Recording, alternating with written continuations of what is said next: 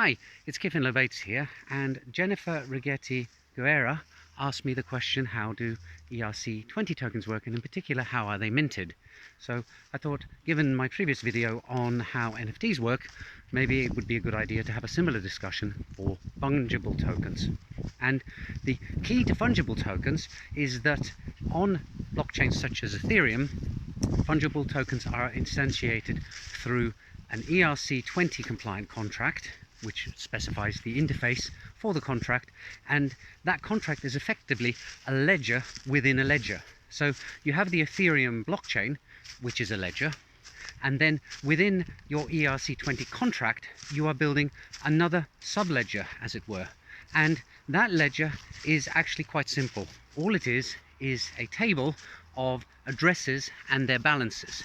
And if you have an address and it has a balance, and then you send a request to transfer some of that balance to another address, then your balance in that table is decreased and the balance of the address you're sending it to is increased by the equivalent amount. And if that address doesn't appear in the table, it's added. And similarly, if an address spends all its balance, then it's removed from the table. And that is basically it. It's basically an accounting ledger of balances within a contract. So now that we understand how ERC20 tokens are instantiated, the question is, how are they minted? And the answer to that is, it depends entirely on what you program into it. You can launch or deploy your ERC20 contract with a fixed amount of tokens that are immediately created and issued to an address. That would be one way. Another way is to build a minting function into the contract so that at any point in the future you can mint any number of coins that you would like.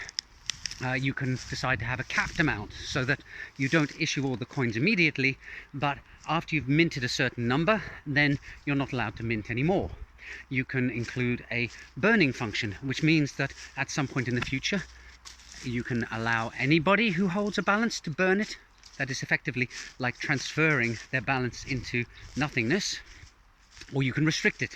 You can say that only certain addresses, for example the contract deployer, are allowed to burn tokens.